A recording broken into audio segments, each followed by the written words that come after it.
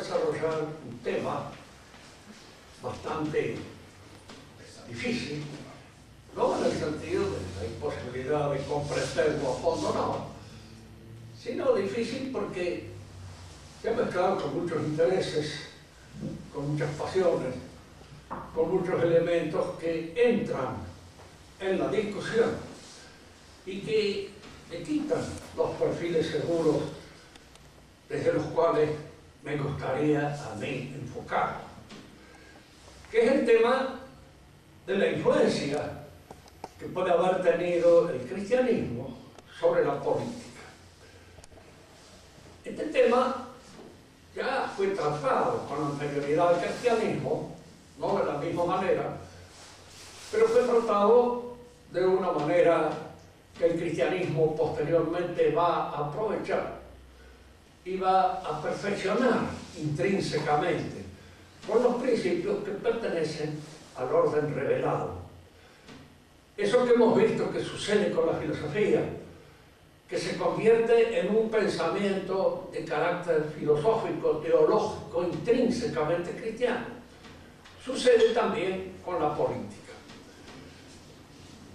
En primer lugar, nosotros tenemos que comenzar por tener en cuenta que el orden político en el pensamiento antiguo, en la manera de hablar propia de los griegos y de los latinos, es equivalente a lo que hoy entendemos por el orden social. Hoy la política, de acuerdo con los politólogos up-to-date, es el arte de conseguir el poder. En cierto modo se trata de conseguir el poder. Y para conseguir el poder aparece allí la mayor o menor habilidad de los distintos personajes que se lo disputan. Y entonces se dirá que es un buen político aquel que mejor hace las zancadillas y que de alguna manera llega al poder con cualquier elemento para arribar a ese objetivo. Indudablemente esta noción de la política es una noción corrupta, es una noción que intrínsecamente la corrompe, la hace falsa. Aquí es donde conviene retener esta noción que creo que es atribuible a Bernanos, cuando él decía que las civilizaciones antes de morir se pudren, al revés de nosotros que nos podrimos después de morir. Las civilizaciones se pudren antes de morirse, y antes de morirse empiezan a corromperse precisamente todas aquellas actividades del espíritu que son las que constituyen los ejes de una civilización. Entre estas actividades del espíritu, una que es fundamental es la política, porque la política es, digamos así, no el arte, porque no es solamente un arte, es una praxis, fundamentalmente. Y una praxis tiene que ver con el orden moral, es establecer el orden moral de la convivencia. La convivencia humana constituye un orden moral. Y este orden moral ya fue visto bien por Platón. Tiene dos dimensiones. Una dimensión intrínseca, el orden que se establece en la interioridad del individuo, el orden de sus virtudes fundamentales, que son las que hacen de manera efectiva a la convivencia y posteriormente la proyección de ese dinamismo moral intrínseco a la sociedad en la cual uno convive. Siempre conviene en estas cosas ilustrarlas con ejemplos, sobre todo para los más jóvenes, con ejemplos que nos permitan observar esto. Nosotros en este momento constituimos una pequeña sociedad, un orden social. Este orden está acá propuesto para una finalidad determinada, accidental. Escuchar esta charla, esta exposición que yo hago acerca de lo que es el orden moral político. El objetivo, el propósito es ese, pero si ustedes no se comportan como es debido, si no hacen ustedes el gasto de lo que podríamos llamar la moralidad y la posibilidad de este orden sería imposible. Un solo loco nomás, suelto, que ande dando vueltas por ahí, hace imposible que una asociación se realice. Por eso el orden moral, político, el orden social, es un orden concreto. Aquí es donde hay que afinar el entendimiento, porque generalmente los alumnos no lo entienden. Uno considera que el orden es lo que la Constitución dice. Efectivamente, la Constitución de un país, sus leyes y todo aquel aparato en torno a las leyes para que se cumplan, para que se realicen, coadyuva a la realización del orden. Es un instrumento al servicio del orden. Pero fíjense, es causa instrumental del orden. No es la causa formal del orden. No es lo que hace efectivamente al orden de una sociedad. Porque con las mejores leyes, con la mejor constitución, con los mejores propósitos puede haber un despiporre completo dentro de la sociedad y no haber orden de ninguna manera. Al contrario, la vida de la gente puede ser completamente desordenada, porque este orden que está ya en abstracto, este orden que constituye el orden jurídico, está al servicio del orden, pero no es el orden, no lo reemplaza, no puede reemplazarlo. Y el orden, si ustedes hacen esta apreciación, porque se a veces en la filosofía de Santo Tomás, es un realismo.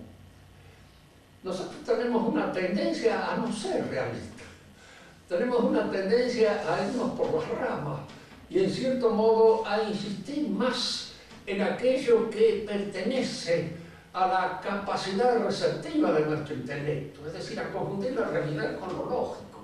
Y al confundir lo real con lo lógico, estamos confundiendo precisamente en estas nociones lo que es propio del orden concreto de una sociedad a lo que constituye el aparato jurídico para que ese orden pueda realizarse. Al decir entonces que el orden político es un orden concreto, decimos nosotros que es el orden que efectivamente hay en una sociedad y que es el resultado total de la concurrencia de los distintos hombres que constituyen esa sociedad. Ustedes esto lo pueden apreciar en todos aquellos lugares en donde hay un orden social concreto, más reducido, más pequeño, y que permite a uno observarlo mejor. Aquí los sacerdotes, los seminaristas que viven en una asociación, yo he vivido en el orden militar, una cosa lo veo, pues el orden allí hay orden, no cuando hay una autoridad que en alguna medida, diríamos, lo impone por la fuerza. Porque un orden impuesto por la fuerza no es un orden social, es un orden policial. Y no hay que confundir el policial con el social. El social es aquel que no se impone por la fuerza, es el que se realiza por la actitud intrínseca de todos los miembros de esa sociedad que concurren a la realización del orden. Por eso decíamos en el pensamiento de Santo Tomás, la causa formal del orden social, lo que constituye al orden social, son los juicios prudentes de la gente que lo realiza, que lo efectúa.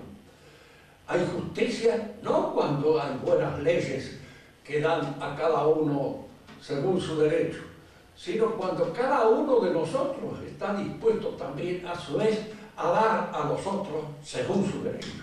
Y en este sentido, no según el derecho escrito o el derecho que está determinado por la ley, sino aquel otro que nace de la capacidad intrínseca de cada hombre, de que se lo respete, se lo venere. A una buena señora se la respeta por eso y se la venera por eso. No puede decir, por ejemplo, no puede quejarse a la policía de que uno no tiene en cuenta su condición de dama o su condición de señora, porque puede no tenerse en cuenta. Hay guarangos que en todo momento están dispuestos a pasar por encima de todos esos derechos que nacen, diríamos así, de la capacidad, de la cualidad, de la jerarquía de una persona. No se la respeta como debe. Entonces le pueden decir a un vigilante, mire, a mí me ha faltado el respeto porque me ha hecho esto, me ha tocado la cartera, ha venido así, no, bueno, está bien, pero no le puede decir, mire, no me ha saludado como corresponde, no me ha... ¿Por qué? El vigilante le dice, bueno, señor, ¿qué quiere que le haga? Yo no puedo entrar en los intríngulis de ese derecho imperfecto, pero que es un derecho que, no siendo determinado por la ley, está determinado por los buenos usos, por las buenas costumbres. Platón había visto esto, pero Platón era griego. Y al decir griego decimos también, en cierto modo, era pagano. Para él lo esencial de la vida religiosa estaba en el pasado, estaba atrás, estaba en el comienzo de las cosas. Hay, diríamos así, en el platonismo, una suerte de añoranza metafísica del paraíso, el orden primero que se estableció entre los hombres cuando Dios los creó. Fíjense que él había perdido un poco de vista la noción del paraíso tal como aparece en nuestra tradición, tal como nuestra tradición la sostiene, pero él tiene una noción de que hubo un momento en que los hombres estuvieron en una situación primordial muy superior a la actual. Para él el hombre es un Dios venido a menos. Es una suerte de Dios decaído, es una suerte de Dios que ha sufrido una caída, pero no una caída como la entendemos nosotros que sufrió Adán en el paraíso, que es más bien de orden moral, sino es una caída ontológica, es una caída de una situación primordial, casi divina, a esta especie de compromiso con el cuerpo que viene a ser una prisión en la que el alma se encuentra. Ahora para él, fíjense, esto es importante descubrirlo ya en los griegos y descubrirlo en el paganismo. Para él, el orden político debía coadyuvar, hacer posible esta liberación que el hombre tenía con sus ataduras terrenas, que el hombre estaba ligado a su situación corpórea, a su situación material. Y esta situación material en el pensamiento dualista de Platón significa un rebajamiento ontológico, significa una caída ontológica, significa un desmedro de la condición real del hombre. Este desmedro puede ser, diríamos así, vencido individualmente por nosotros, pero el orden total de la sociedad debe coadyuvar para que este vencimiento, para que esta derrota de lo desmedrado, de lo inferior, sea posible. El orden social tiene que colaborar en esta liberación del hombre de su condición carnal. Cuando nosotros decimos que un pensamiento es griego, queremos decir que ya, claro, no está tocado por la gracia cristiana.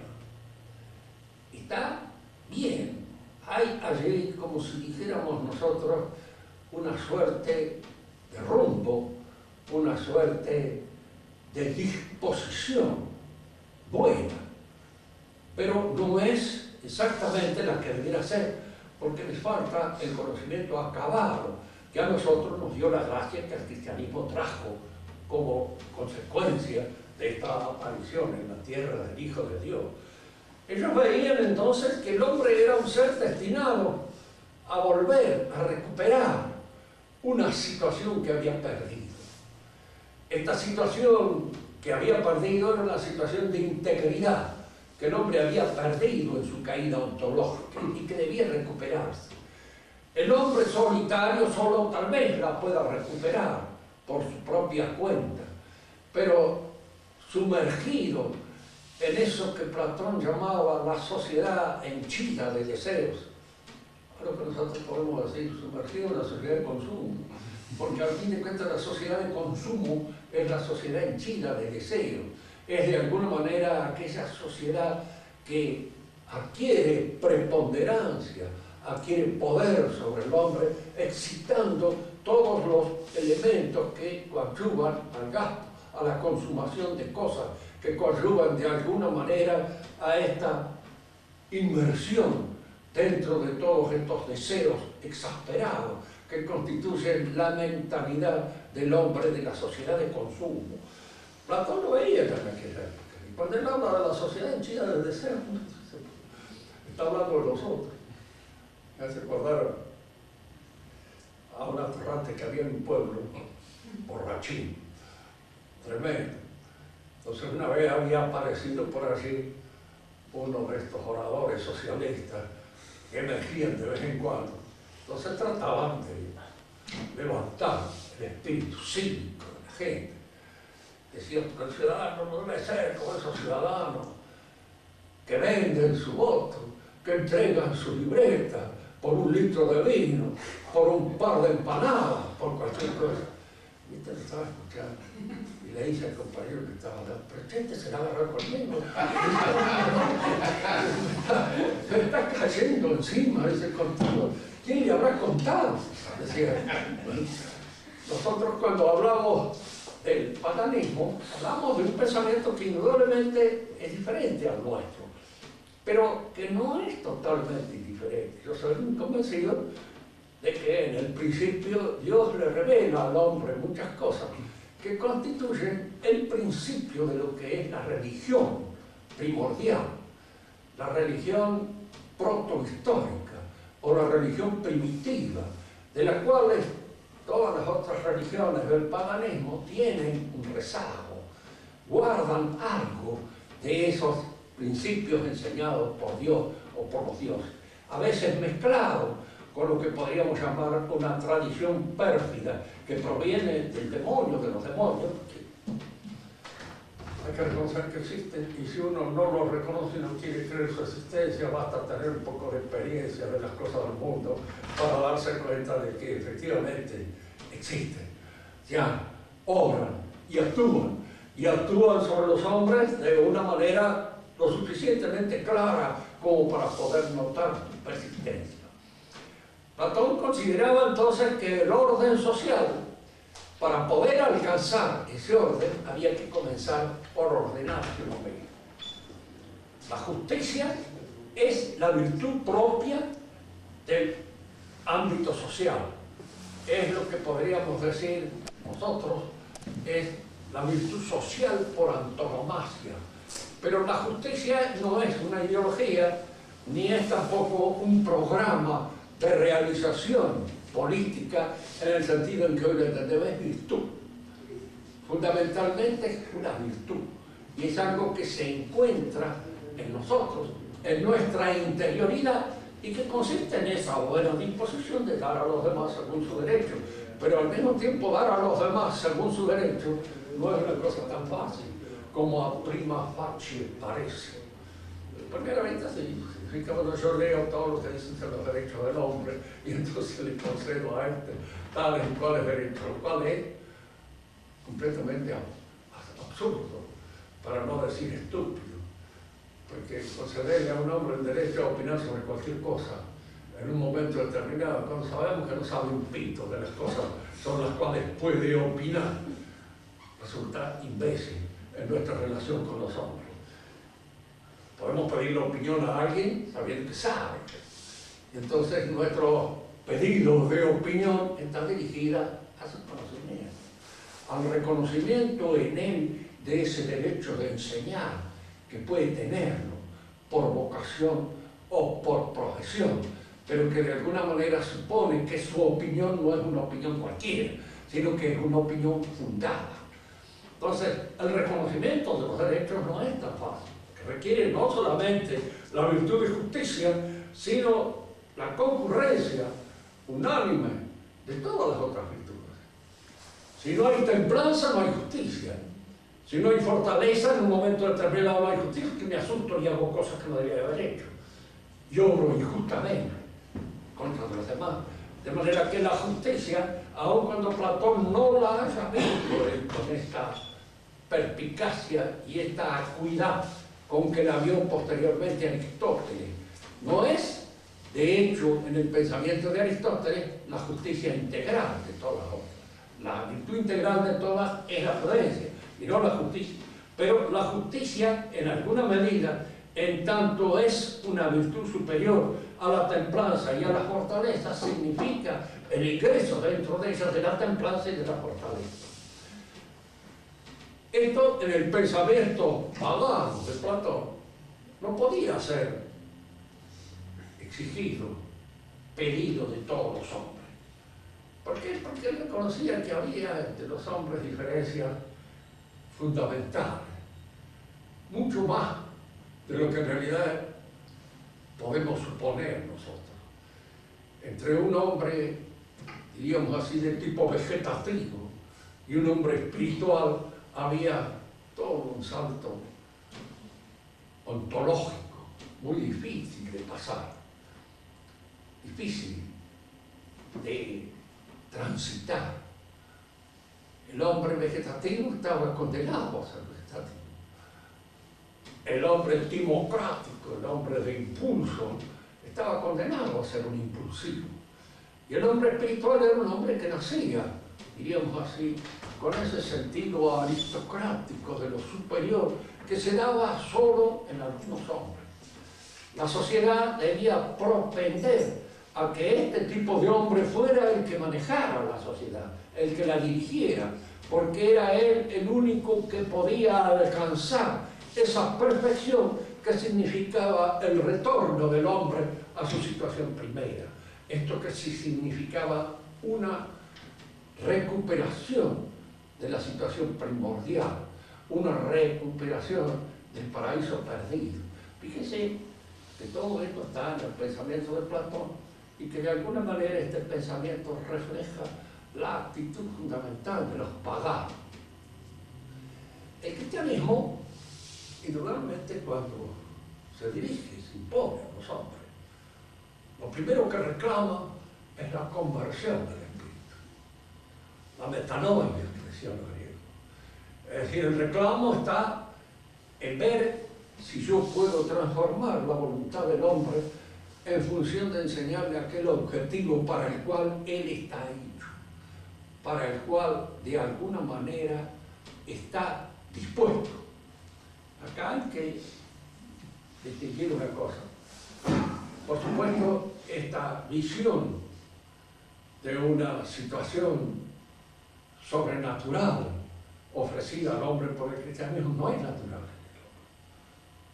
Si fuera natural, no sería sobrenatural. Es sobrenatural porque las gracias constituyen un don gratuito que da Dios al hombre para sobrelevarlo. Pero en alguna manera la gracia supone la naturaleza.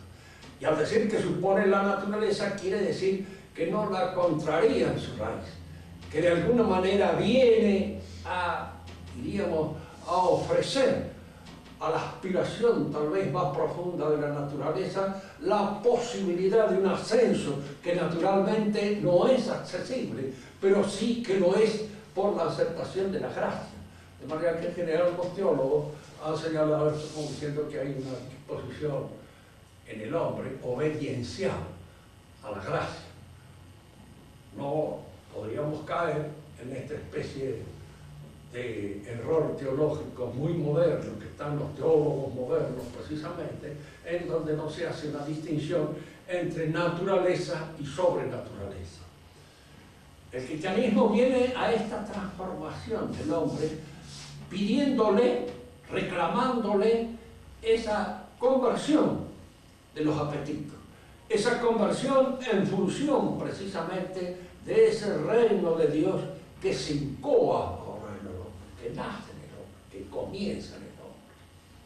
Acá podemos hacer una reflexión que nunca viene del todo mal. Decíamos del hombre antiguo que para él lo esencial de la religión estaba en el pasado.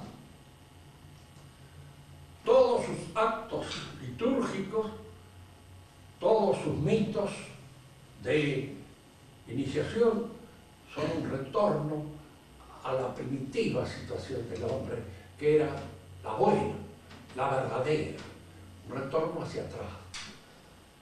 Si nosotros contemplamos el panorama de la religión antiguo testamentaria, veremos que es todo lo contrario al paradigma. Lo que allá imprime su sello a la mentalidad y a la conciencia del judío en general es el hecho de que aquello que es fundamental y esencial está en el futuro, en lo que ha de venir con la historia, es lo que ha de producirse por la historia. Así como el pagano fue un hombre del pasado, y para él todo tiempo que ha pasado fue mejor, como para nuestro poeta Manrique, para el judío lo mejor es lo que va a venir, lo que está en el contenido, en el seno mismo de la historia. Piensen ustedes en esto, como si el seno de la historia estuviera grueso y de alguna manera, diríamos, embarazado con esta idea que ha de venir a colmar las apetencias del hombre. El cristianismo nos enseña una cosa: el reino de Dios está en nosotros. Lo viene ya a predicar nuestro Señor. No es un acontecimiento que ha de suceder en la historia, que ha de advenir con el tiempo. No es tampoco algo que pasó, es algo que se incoa, que se realiza, que comienza ahora, en este mismo presente en que estoy viviendo yo. Porque cada uno de los instantes en los cuales nosotros tenemos que elegir, tenemos que optar, optamos por lo bueno o optamos por lo malo, pero es en esos instantes donde nosotros nos aproximamos a Dios, cuando optamos por aquello que Dios considera que es lo que debemos querer. Y hemos visto esto: el pagano es pasatista, el judío es futurista, y el cristiano es presentista. Ahora está. Nuestro Señor viene precisamente a predicar de que el reino ha llegado. ¿Con quién? Con Él. Y es a través de Él en que de alguna manera el reino se incoa y se realiza en nosotros. ¿Y qué es este reino? Es la sociedad de los bienaventurados. Pero esta sociedad de los bienaventurados, que ha de llegar allende la historia, se va incoando en nosotros y va creando en nosotros, diríamos así, esa suerte de armonía, esa suerte de buena disposición del alma para hacer accesible el reino de Dios. Yo siempre les cuento a ustedes, porque esa es la historia que envidio, la del buen ladrón, que se da cuenta precisamente en el último momento de saber que si eras ladrón, suponemos que sí, buen ladrón, en fin, y que debía haber tenido sus cuestiones con la policía, y que debía haber tenido un prontuario bastante largo de toda su vida pasada. No obstante, él se convierte en ese instante mismo en que se da cuenta que aquel que está sufriendo la cruz al lado suyo es Dios. ¿Cómo se da cuenta? ¿Cuál es la libertad que le permite a él en este momento ver esa cosa que trasciende el ámbito de toda percepción sensible? Ver en ese hombre que muere, igual que él, que está atado a su cruz, que se está desangrando, pues ese hombre es en alguna medida Dios para que él lo descubre. Y es en ese momento que salva a su alma. Es en ese momento. ¿Cuántos momentos violentos habrá pasado en su vida? ¿Cuántos malos momentos? ¿Cuántas malas elecciones habrá hecho a lo largo de su existencia? Y sin embargo es en ese momento en que él rescata todo, al reconocer precisamente la existencia de Dios en ese acto, que indudablemente no es un acto de cualquiera.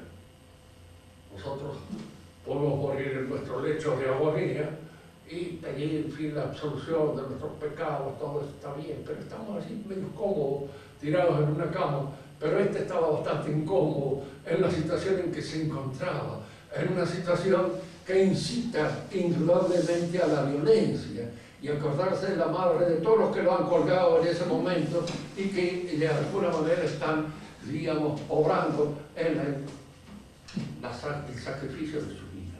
Pero ese, a pesar de eso, y a pesar de todo este cúmulo de elementos pasionales que se pudieron haber juntado en su corazón, en este momento tuvo la libertad de reconocer la existencia de Dios en aquel hombre que moría al lado suyo. Y este reconocimiento se produce aquí y ahora, en este momento. Y es ahí cuando Dios, nuestro Señor, le dice: hoy estarás conmigo en el paraíso. De esa manera, nosotros nos encontramos siempre frente a este hecho. En el cristianismo la opción siempre es ahora. ¿Por qué? Porque al fin de cuentas nosotros no sabemos qué tiempo nos va a dar. También en las licencias se le dice, tome, aquí tiene un mes de vacaciones, vaya a gozar. Y usted se pone el mes acá en el bolsillo y sale. Indudablemente a lo mejor no pisa un ómnibus a la salida del lugar y en vez del mes ha tenido 2 minutos nada más de ese gozo de las vacaciones que usted supone que va a ser un mes. Nada no está dado. Piensen que estos entes de razón, el mes, el año, todas esas cosas son entes de razón nada más. No existen. Fuera de nuestra razón no tienen ninguna realidad efectiva. Y entonces a nadie se le puede dar un mes para que goce de tal cosa. No sé. A lo mejor me encuentro con la muerte ahora, a la salida de este momento. Y me topa, y entonces yo tengo que estar siempre, en todos esos instantes, dispuesto a que mi vida sea recogida por el Señor de la vida. Nuestra época, por supuesto, de estas cosas ya no tiene ni idea. Si uno le va a decir, mire, la verdadera política comienza en la reorganización del alma,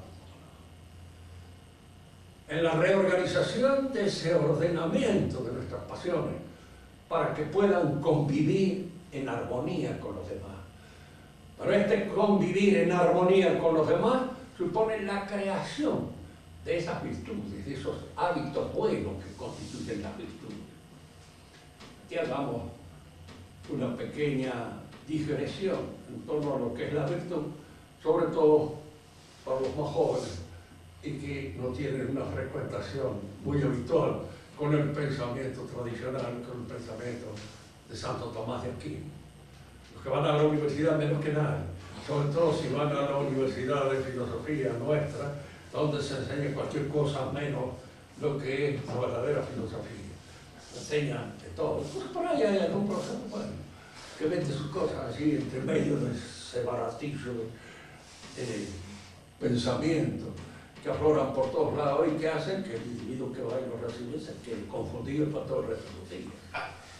Una vez asistí a una clase de una señorita que estaba dando sus clases para el profesorado. Entonces enseñaba lógica y enseñaba la división de los juicios según Aristóteles. Y por ahí le añadía la división de los juicios según Kant. Y ella me mezclaba unos y otros. Y yo después la llamé y le digo, mire señorita, ni Aristóteles ni Kant hubieran aprobado esa posibilidad de mezclar estas dos formas de pensar, porque son contradictorias. Si usted sigue a Aristóteles no puede hablar de juicios a priori, porque todos los juicios son de alguna manera a posteriori. Y si usted sigue a Kant, pues no puede hablar de estos otros juicios que se fundan en la realidad concreta y extramental, porque para él no existe una realidad extramental que pertenezca al fuero de lo divino, que sea y pide un conocimiento al que podemos llamar teórico. Todo eso no existe. Con Kant desaparece la metafísica y al desaparecer la metafísica nosotros nos quedamos absolutamente en la imposibilidad de probar de una manera fehaciente e irracional la existencia de Dios, e incluso creo yo que tampoco podríamos probar la existencia nuestra, nada más que de una manera, no, porque claro, en tanto que sustancia, la sustancia desaparece de las nociones puramente kantianas del orden real, no tiene cabida. La idea de sustancia es la cosa en sí, y la cosa en sí es lo que yo no conozco, de manera que una de las cosas que yo no conozco es a mí mismo, y que una de las cosas que yo no conozco es al hombre, como sustantivo y sujeto de una serie de acciones, entre las cuales se dan aquellos juicios de los que habla acá. Pero esta señorita no tenía idea de lo que constituyen las especificidades filosóficas. No se puede ser idealista y realista, claro. ¿Por qué? Porque ningún idealista es realista y ningún realista es idealista. De hecho, habría que pensar, y a veces de señorita le digo, lo mejor que puede hacer es aprender una escuela, cualquiera. Yo no le digo que aprenda el taumismo. Aprenda el marxismo si tiene ganas, pero aprenda una escuela si usted quiere hoy o mañana poder enfrentar un fenómeno con un dispositivo filosófico que se lo haga inteligible. porque de otra manera usted no va a entender nada. Ni siquiera va a saber en dónde se mueve, ni dónde está parado. Por supuesto, como correspondía, no entendió nada. Cosa de este viejo loco, parado, que es además anacrónico y tomista, para colmo. De manera tal de que lo mejor es no hacerle caso para poder salvar lo que llamamos la higiene mental. El cristianismo se inicia con esta conversión del apetito. Y esta conversión del apetito tiene la instauración en el alma del hombre de la gracia. Y la instauración de la gracia supone la restauración, en alguna medida, de lo que se llaman las virtudes naturales del hombre. Y esto es lo que vamos a intentar en este último esbozo de esta clase de hoy. ¿Qué es una virtud?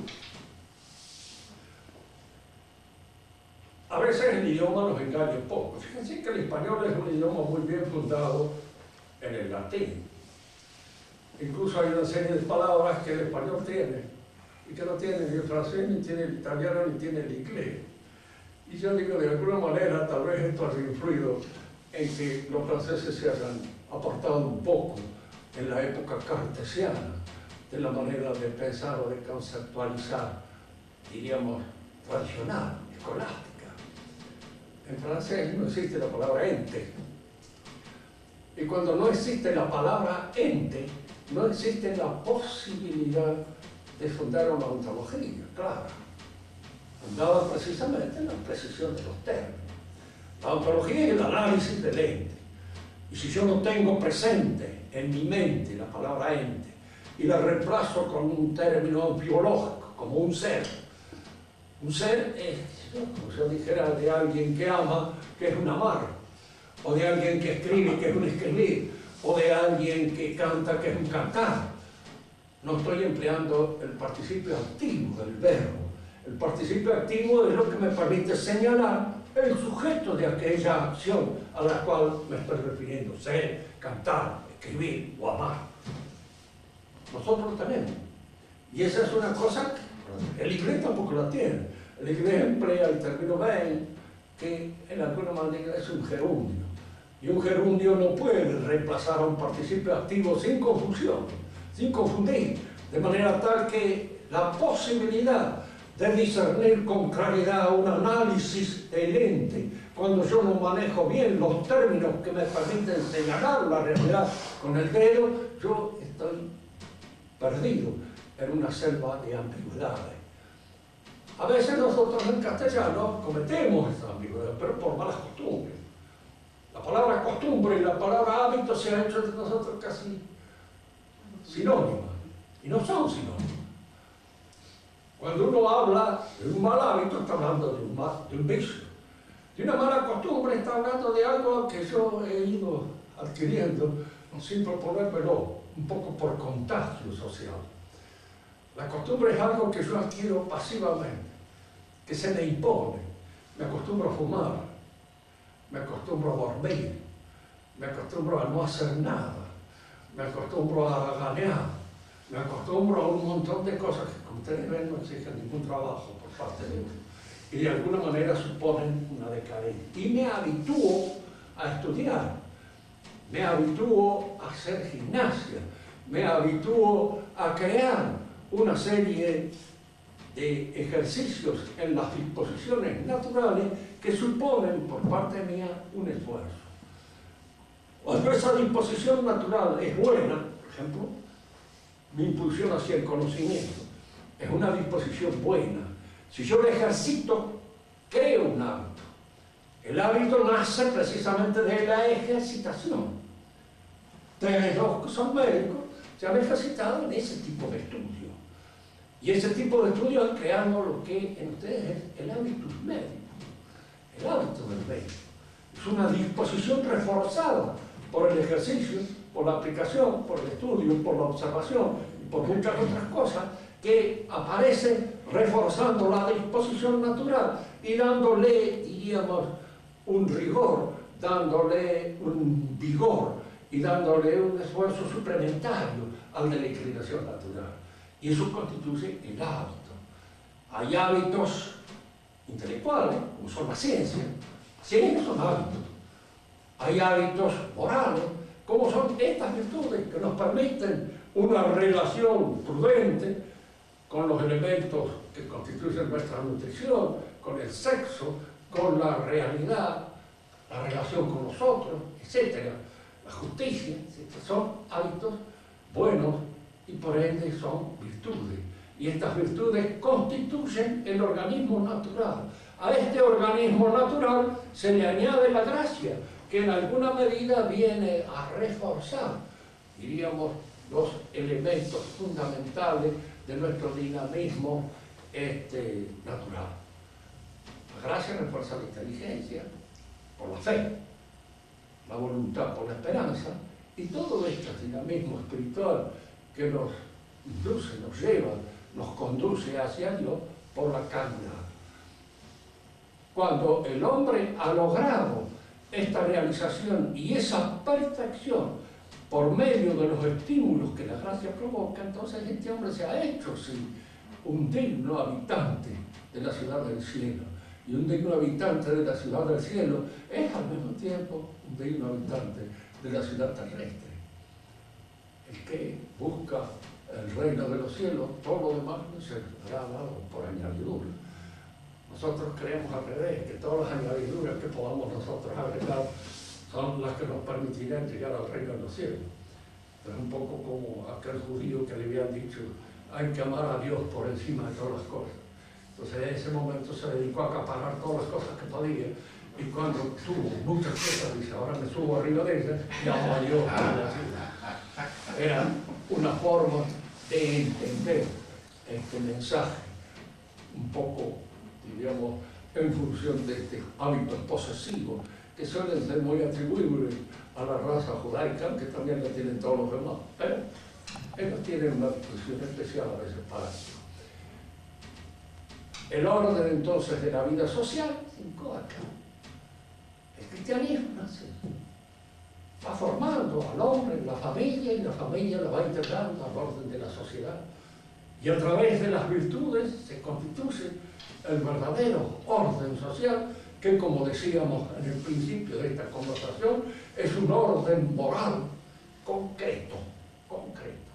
Y al decir concreto, queremos decir no está en ninguna constitución, no está en ningún ordenamiento jurídico, está en esa conducta real y efectiva que los hombres producen al ponerse en contacto unos con otros en la sociedad.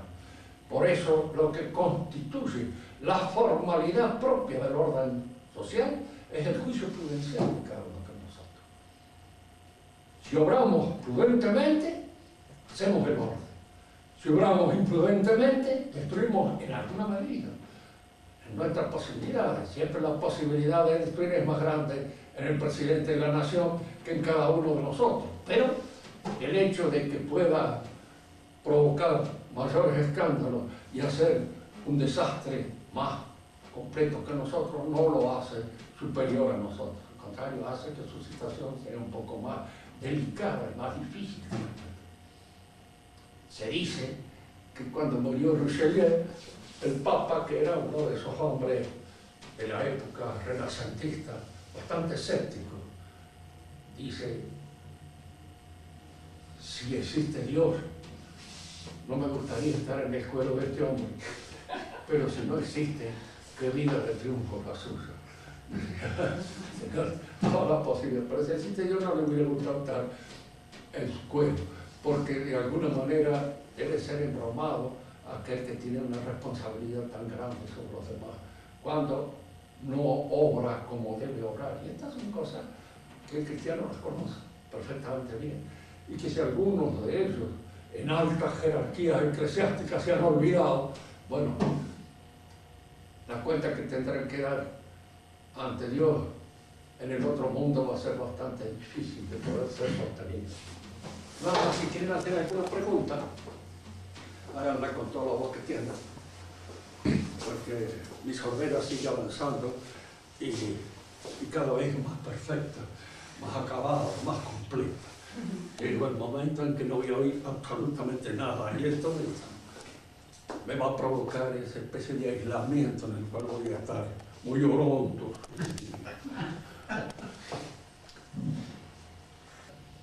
Hay que adecuarlo a las posibilidades en que el orden se da en un momento histórico determinado.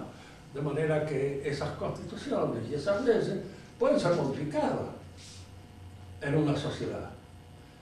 Lo que no es modificable es el orden social fundado en las virtudes, que son siempre las mismas. Y pero a través de la subversión. Ahora aparecen por ahí algunos libritos de instrucción cívica en donde hay unas referencias, diríamos así, a lo que llaman, como es, tienen un nombre especial que dan ahora ellos, pero a las posibilidades que las distintas opiniones con respecto a la moral hay que respetar a todos. La tolerancia. Lo cual es falso, la moral natural es una. Las virtudes son siempre esas. Yo me acuerdo haber enseñado ética en la Facultad de Filosofía y por supuesto siempre había algún disidente así, que decía, bueno, por eso de las virtudes es una cosa ya vieja, sí, le digo, es vieja, pero es cierta. Porque usted, incluso si quiere asaltar un banco, tiene que tener algunas virtudes, porque si no, no le va a ser ninguna posibilidad de asaltar. Supóngase que se distrae cuando va a pasar una chica linda por ahí, en el momento en que usted está por meter el soplete en la caja fuerte. Eso le impide la realización de su acto. Si usted se asusta porque va a pasar un vigilante a media cuadra, le arruina las cosas, entonces tiene que tener coraje. Tienen que tener templanza, sí. Tienen que tener justicia, porque después tienen que repartir las cosas entre sus compañeros. Y no es conveniente, de alguna manera, diríamos, obrar injustamente, porque eso le destruye la posibilidad de organización de su banda. Pero eso no... Entonces, nosotros hay que tener todas las virtudes, hasta para ser asaltantes. De manera que el orden moral se impone siempre, de alguna manera. Los objetivos y los propósitos son los que nos permiten a nosotros saber si eso está bien o está mal. Pero el orden de las virtudes se dan en todo. Y esto es una cosa que conviene tenerlo en cuenta para todo. Profesor Pedroso, ¿qué decía usted? ¿Me escucha ahora? ¿Me escucha? Sí. Lo que usted, me parece la diferencia. Usted dice, en el orden de las ideas es inalterable lo que estaría bien y lo que estaría mal. Pero en el orden práctico, a través de la subversión, se puede ver perfectamente alterado el orden moral de una civilización, cultura o sociedad particular, o más, efectivamente. O sea, en el orden de las ideas no se puede alterar, pero efectivamente se puede alterar. A través de las leyes o no. ¿Qué es lo que...? Bueno, yo lo he escuchado, ahora oír es otra cosa, porque escuchar es la atención que pone la voluntad en el acto de oír, ¿cierto? Escucho cuando pongo atención en lo que digo. La esperanza. Y oigo si puedo, porque resulta que la posibilidad de oír es una cosa distinta. Yo lo que, no sé si lo que usted quiere decir es que puede haber diferentes ideas. No, usted decía que por más que haya opiniones diversas, Sí. No se altera o no se alteraría lo que para una civilización o una cultura particular está bien o está mal. Pero en el orden práctico, efectivo, en la realidad, se puede ver perfectamente alterado y de hecho, bueno... No, seguro. Hay cosas en las cuales la distinción de opiniones puede ser admisible, porque no hay una seguridad en el conocimiento. Pero en las cosas que hay seguridad, la diversidad de opiniones no tiene mucho sentido. La raíz cuadrada de 9 es 3. Y es inútil que nos pongamos a discutir. Para mí es 4, para el otro es 5, para aquel es 6. No, es 3. Y hay cosas en las cuales, de alguna manera, también son así, aún en el orden político. Porque a partir de la Revolución Francesa, nadie discute que haya libertad de opinión en física, en química, en medicina, en biología. No, la libertad de opinión es en religión. ¿Por qué? Porque se ha considerado que no hay ningún conocimiento. La teología no existe, Dios no existe, de manera tal de que no ha hablado, nunca no se ha revelado, de manera que no hay un conocimiento que dé la seguridad de que esta es la verdadera religión y que tiene tales o cuales notas que constituyen la manifestación clara de su verdad. Allí hay libertad de opinión porque se considera que ese es un campo orégano. Allí no hay nada, no hay ninguna verdad. Y en el orden político lo mismo. ¿Por qué en el orden político impera esto? Porque cuando empieza a manejar la política el dinero, es cuando empieza la revolución. Eso lo ha dicho Marx, que era un muchachito que conocía la revolución perfectamente bien, las había estudiado con dedicación y alevosía. Y lo ha dicho él y es cierto. Cuando el dinero maneja todo el orden de la vida social, empieza la revolución. La revolución la hicieron las finanzas, no la hizo el pueblo, ni la sublevación, ni el hambre, ni esto, ni el otro, son todos para abajo. La hicieron los financieros, para cobrar. Y los financieros, que les gusta mandar, pero entre bambalinas, detrás de los telones, no exponen nunca la cara, no aparecen nunca ellos. Tienen, diríamos, subvencionada toda una oligarquía de sufragistas, los juntavotos. Los juntavotos que en la provincia pueden ser los que juntan votos en toda la provincia y aquellos otros que juntan votos en el barrio, que siempre hay allí una especie de caudillejo que es el que junta los votos de algunas personas, etc. Y los vende para el mejor postor. Los financieros manejan esta oligarquía de sufragistas, de profesionales del voto, pero esos son los que ponen la cara. Y a veces el trasero también porque le digan unas cuantas patadas en un momento determinado cuando las cosas se ponen demasiado graves. Pero el financiero no aparece así. Él está entre bambalinas. Entonces, a él le conviene mandar esto. No le conviene, por ejemplo, que haya una cara responsable. Alguien que efectivamente haga de la acción social una cosa suya, como es el rey. Pues el rey que manda, no el rey que es simplemente un palitroque que está así también de alguna manera manejado detrás de las bambalinas por los poderes financieros, no. El rey que manda. Ese es el orden natural, como es el padre. Gobierna. Y en el gobierno le va su interés particular. Por eso él tiene interés en alguna manera en impedir que los financieros se le impongan. Si lo logra, si no, le pasa como a Luis XVI, pobrecito, que no logró imponerse a los financieros y le cortaron la cabeza. Luis XIV hubiera empezado por cortarle la cabeza a casi todos los financieros del reino y se hubiera colocado él en la situación que le correspondía al jefe de la nación. Entonces, estos creen que el orden político no tiene importancia. Hay verdades políticas que son verdades siempre. Siempre maneja una minoría. Siempre. El gobierno está en manos de una minoría, no de la mayoría. Eso es como les diría, es un gag publicitario. Para hacerle creer al sonsaje que gobierna. Y que ese tipo que han elegido es un representante efectivamente de ellos. Cuando una cosa es un engaño, hay dos tipos. Los engañados, que son los zanahorias, en inmensa mayoría, y el engañador, que es el hombre que maneja el asunto, y que lo maneja a su guisa, a su modo, como él quiere. Y por eso conviene en estas actividades que pertenecen al orden del espíritu, en que hay que imponerse desde afuera, crear un campo de nadie, un no man's land, donde se pueda tirar para cualquier parte, que allí no hay ya más leyes ni más nada. Política reina cualquier cosa. Si uno le dice a un hombre de hoy, mire, sí, siempre va a reinar una minoría, y sería conveniente que esa minoría estuviera seleccionada de las mejores familias de un país determinado. Es decir, que ahora ya no hay mejores familias, no existe nada, no hay nada de eso, porque se ha hecho campo raso de todo eso. Conviene entonces que esas cosas surjan de una situación, diríamos, que haga a la gente responsable. Los romanos, por ejemplo, el que no tenía familia no le daban nada. Uno tenía que ser miembro de una familia, plebeya o patricia. Tanto que, digamos, César, que era de origen patricio, se hizo adoptar por un plebeyo, que era un pariente de él, Mario, con el objeto de hacer política. porque el que no pertenecía a una familia no era nadie. El hombre, Charles Baudemont, no servía.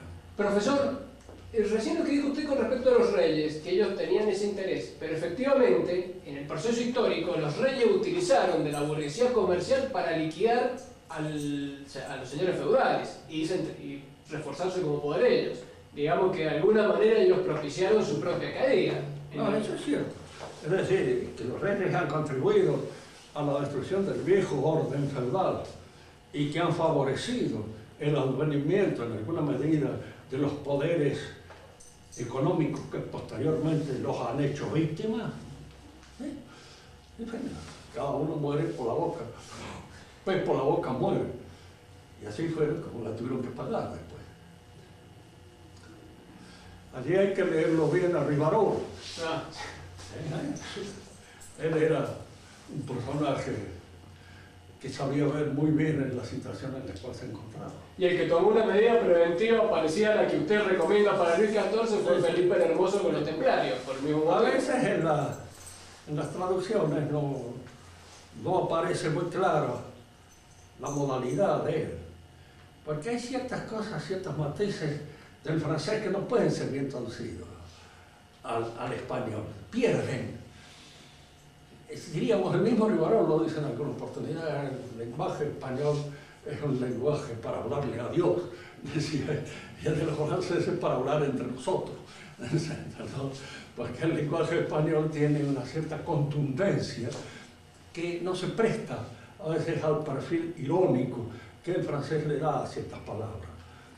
Hay cosas que hay que leerlas en francés y cosas que hay que leerlas en español. Así que a nadie se le ocurriría traducir al francés un verso de García Lorca. Yo lo he leído en francés, horrible. No sé qué se entiende. Pierde todo el colorido, pierde todo el contenido, pierde todo lo que tiene, diríamos, de andaluz. Y no refleja nada. Es como leer el Martillero en catalán, en francés o en italiano. Come posso andare con